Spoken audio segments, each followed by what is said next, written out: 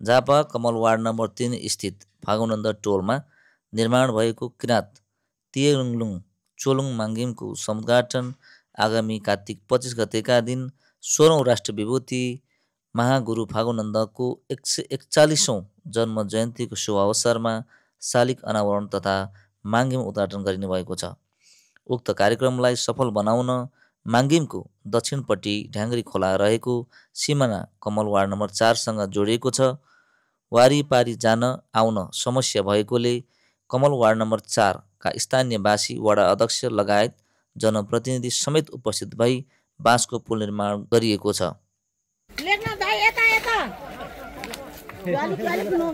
थप विषयमा यसै वडाका वडाध्यक्ष चन्द्रप्रसाद भट्टराई के भन्नुहुन्छ? त्यो चाहिँ समाजमा केही गर्नुपर्छ है भन्ने उद्देश्य जसले राखेको छ। ती साथीहरू चाहिँ भेला भएका हुनुहुन्छ। कतिपयमा चाहिँ हामीले अब सूचना प्रवाह गर्न सक्यौँ न, यो हाम्रो कमजोरी पनि छ। हेर्नुहोस् है, हामीले सूचना प्रवाह गरेको भए सायद सबै धेरै मान्छेहरू आउनुहुन्थ्यो र हाम्रो पनि कमजोरी छ। हामीले जति भन्यौँ साथीहरू है त्यति साथीभाइ चाहिँ भेला हुनुभएको छ। हामीले चाहिँ सकेसम्म के छ भने यसलाई अब सुचारू गर्नुपर्छ।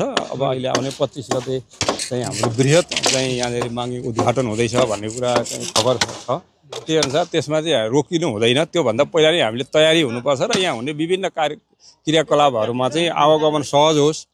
अब यहाँ चाहिँ भक्तजनहरूले चाहिँ त्यस्तो दुःखको महस नगरून्। हामीले योजना चाहिँ हाम्रो फलामे पुलकै हो र हामीले यसलाई बजेटको व्यवस्था पनि गरेका छौँ, गरेको छौँ। तर के छ भने अब यो बर्खा याममा खोलामा चाहिँ त्यो तत्काल बनाउन नसकेको हुनाले यसलाई तत्काल चाहिँ यो जुन अहिले आउँदै गरेको यो जुन कार्यक्रमलाई चाहिँ अवरोध नहोस्। धार्मिक काममा सामाजिक काममा चाहिँ इन्भल्भ हुनुपर्छ, सहयोग गर्नुपर्छ भन्ने भावना चाहिँ कमल गाउँपालिका वडा नम्बर 4 का हरेक जनतामा यो भावना चाहिँ छ। तर हामीले परिचालन गर्न नसकेको मात्र हाम्रो यो विशेष गरी हाम्रो कमल गाउँपालिका वार्ड नम्बर 4 का हाम्रो जनप्रतिनिधि हाम्रो वडाध्यक्ष हाम्रो कमल गाउँ वार्ड नम्बर 4 का वडापिता चन्द्रप्रसाद भट्टराईज्यू लगायत हामी जनप्रतिनिधि, यहाँ हाम्रो भद्र भराउने बुद्धिजीवी, हाम्रो विष्णुदीदीहरू लगायत हामी सबैको यहाँ आह्वानमा, यहाँका सम्पूर्ण बुवामा दाजुभाइ दिदीबहिनीहरूको आह्वानमा चाहिँ हामीले एउटा यो हाम्रो पवित्र स्थल हाम्रो यो माङ्गिम जाने बाटोलाई चाहिँ हामीले चाहिँ यो 24-25 गते यो जुन कार्यक्रमको लागि चाहिँ हामीले जुन यो कार्यक्रम एउटा किराँतीहरूको अब आस्थाको दियो धरार स्थानमा चाहिँ जनाले असहज बाटो भएको कारणले गर्दा एउटा सहजीकरणको लागि सहज गरिदिउँ भनेर चाहिँ हाम्रो केही सरसल्लाह एउटा हाम्रो सबैको यहाँको बुद्धिजीवीहरूको माग भएको कारणले गर्दा हामीले यस स्थलको लागि चाहिँ यो ढ्याङ्ग्री खोलामा चाहिँ एउटा पुल बाँसको भए पनि पुल लगाएर चाहिँ सहज गराइदिउँ भन्ने हाम्रो अनुभूति भएको कारणले गर्दा यसको लागि चाहिँ हामीले तयारी गरेको हो।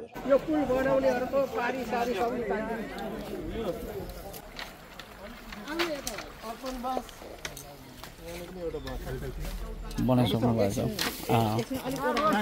आज यो निर्माण भइरहेको छ बाँसको पुल होइन, जुन यहाँ अब माङ्गिम पनि नजिक छ। विशेष गरी कार्तिक 25 गते माङ्गिम उद्घाटन भन्ने पनि सबैलाई जानकारी छ। यस विषयमा के भन्नुहुन्छ होला थोरै बताइदिनुहोस्। धन्यवाद सर। हामीहरूले यो माङ्गिमको उद्घाटन गर्नुभन्दा पहिले नै फलामे पुल बनाउनको लागि प्राविधिकबाट सबै कुरा तयारी गरे तापनि हामीलाई प्राविधिकबाट के कुरा रह्यो भने हामीले यो बाँसको साँगो अर्जेन्ट बनाउनु पर्ने भयो। हामीले फलामकै पुल बनाउने तयारी गरेको थियौँ र 2टा वार्डले बजेट हालिदिएर यो वर्षको कार्यक्रममा हामीले लगाउन लागेको ठाउँमा हजुर हामीले बनाउन लागेको फलामे पुलको लागि त्यसको ड्रइङ नक्सा पनि तयार भएको छ। तर यो बिचमा लगाउनु पर्ने एउटा सिमेन्टको पिलरलाई 15 दिनसम्म सुक्न दिनुपर्ने भएको भने हामीले माङ्गिमको उद्घाटनको समयमा पुल बनाइ नसक्ने भएको हुँदा हामीले अर्जेन्ट जनसहभागिताबाट यसरी श्रमदानबाट आउने भक्तजनहरूको लागि पनि होइन, सबैको लागि सुविधाको लागि तपाईँहरू स्थानीय वार्ड टोलवासी सबै मिलेर यो बाँसको स्थानीय सरकार पनि वार्डबाट पनि केही सहयोग लिएर पनि स्वयं वडाध्यक्षज्यू बिहानैदेखि आएर खटिराख्नु भएको छ। त्यसो गरेर सारा यो श्रमदानै हो नि होइन, श्रमदान हो, श्रमदान किराचोक सबै स्थानीयहरूबाटै भएको। यो स्थानीय सरकार भन्दा पनि स्थानीय जनप्रतिनिधिहरू लागिराख्नु भएको छ श्रमदानको लागि। र विष्णु बेगाज्यूले विशेष गरेर विष्णु बेगाज्यूको पहलमा हामीले बाँस पायौँ। हजुर, यो बाँस चाहिँ उहाँबाट पठाइदिनु भयो किराँत चोकबाट विष्णु बेगाजीले पठाइदिनु भयो हामी जनताहरू लागेर यसको निर्माण गर्ने आजै बिहान थालेको हामी यो बिहान आज एकै दिनमा सक्नुभयो एकै दिनमा हामीले मान्छेलाई वारिपारी गर्न सक्ने स्थिति भयो हजुरको शुभ नाम पनि म लेखनाथ खतिवडा कमल गाउँपालिका वडा नम्बर 4 वार्ड नम्बर 4 को स्थानीय विशेष गरी सबैजनाले यहाँ स्थानीयहरूले गरिराख्नु भएको छ सबै यता माथि माथि सबै के छ हजुरको आरामै हुनुहुन्छ नि यहाँ सबै अघिदेखि नै खटिराख्नु भएको छ होइन जस आफैले यो बनाउँदाखेरि तपाईँलाई कस्तो लागिरहेछ अहिले खुसी लाग्छ सबैजनाले हिँड्न पाउनुहुन्छ नानीहरूको धेरै रोडको बाटो हिँड्छौँ तल घुमेर हिँड्छौँ भन्ने हामीले धेरै सुन्न मागेको थियो बजेट पनि छुटेको छ यो पानीको कारणले गर्दाखेरि चाहिँ हजुर पुल लगाउनुभन्दा अगाडि अब यहाँको यो मन्दिर उद्घाटन पनि हुन लागिरहेको हुँदा त्यसको लागि पनि बनाऊ